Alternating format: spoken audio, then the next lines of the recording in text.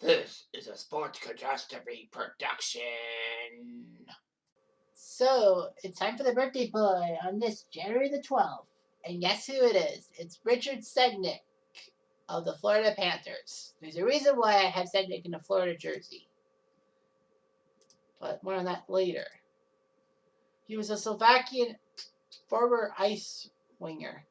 Funny thing is, his birthday is January. What? And his birthday was January the 12th.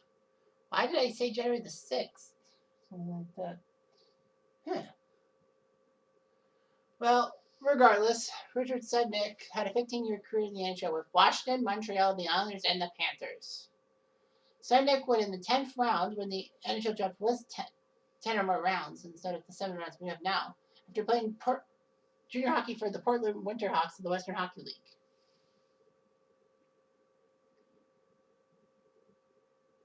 So, anyway, Sednick actually played for the Portland Pirates of the AHL, which was Washington's farm club, for their Calder Cup Finals playoff run. Sednick made the Capitals roster out of training camp in 1986 and scored his first career goal in the season opener against Edinburgh for the Hawks. Sadly, though, Sednick could not keep the scoring up, so he basically was sent down to AAA. Sednick played his first full season in '98,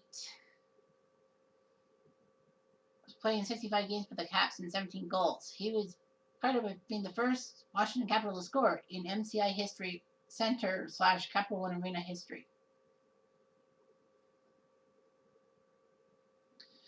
On Halloween 2000, a local Washington radio station had a promotion in which they offered fans a free ticket and Sednick jersey if they dyed their hair blonde, as Sednick had in the offseason.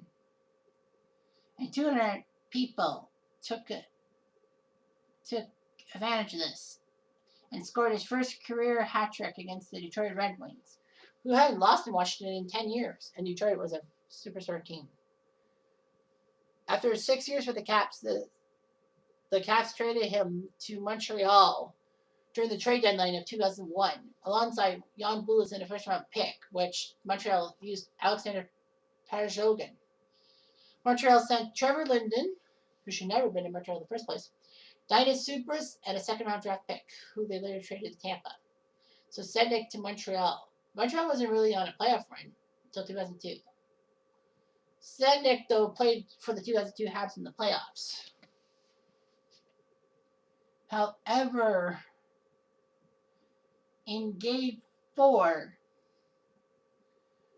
with the Habs against the Bruins, Sednick was given a massive elbow to the face by Kyle McLaren, which basically was kind of illegal and all that. Sednick fractured cheekbone, broken nose, and a concussion. Despite the Habs losing the game 5-2, and Sednick for the remainder of the playoffs, they won the series in 6 games. And that was when Lee Terrian went on the offensive to Fedoruk, saying that this is the tactics used by Fedoruk, that we'll go after their best players. Simple as that.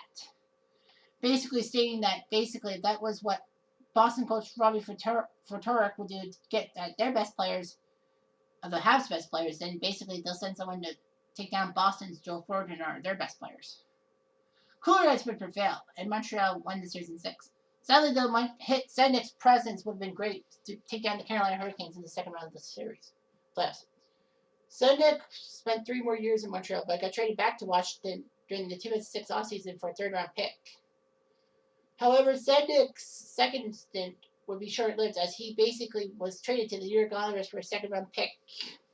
And that actually was huge, because Sednick was on the Islanders team that was fighting till the final day of the 2007 campaign for that 8th seed. And lo and behold, the Islanders beat the New Jersey Devils in a shootout on the final day of the season to basically punch their ticket to the 2007 playoffs against the number 1 seed Buffalo Sabres, which basically knocked the Leafs out of the playoffs. Even though the Leafs knocked Montreal off on the final day of the 2007 final game of their 2007 season. Basically, if the Islanders had lost, even in the shootout, the Leafs would have had tiebreaker and the Leafs would have went to the playoffs. Little did people know that it would take 6 more years for the Leafs to make the playoffs and all that. And I remember going to the Blue Jays game, home opener, which was on my 22nd birthday in 2007. And basically, there was a guy sitting with a New York Islanders jersey and basically got soundly booed for it. Well, the Islanders would fall flat to the Sabres in the first round. The 2007 season, Sednick was a free agent and signed a 2-year contract with the Florida Panthers on July 1st, 2007. And Sednick looked decent. He was named a Masterton Trophy finalist for the 2009 season. Unfortunately, though,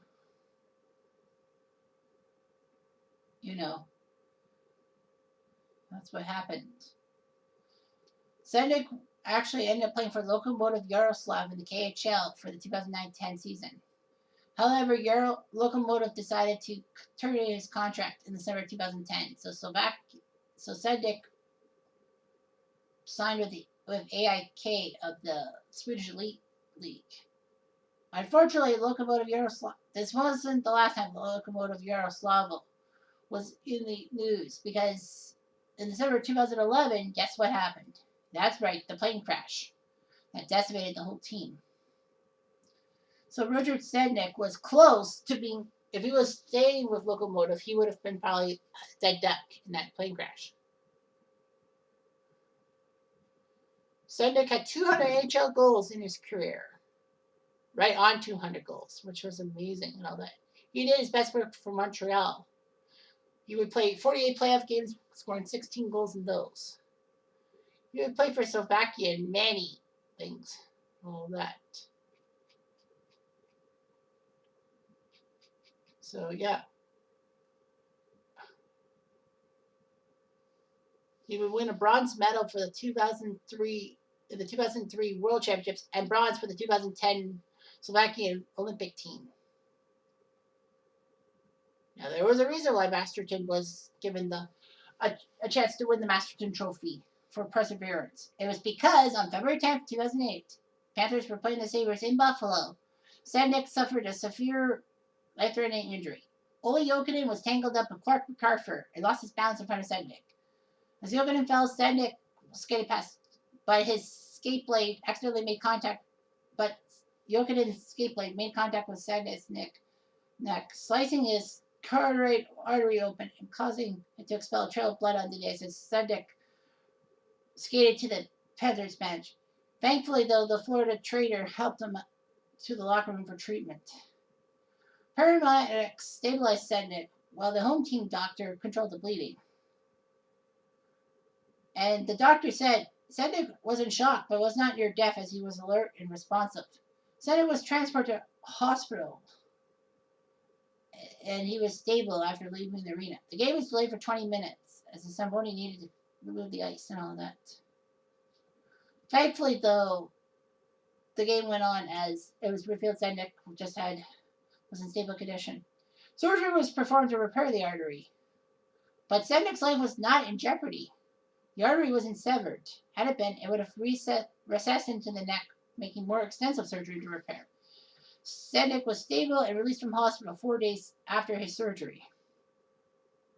He had to miss the rest of the 2007-8 season, but he returned to play in 08-09.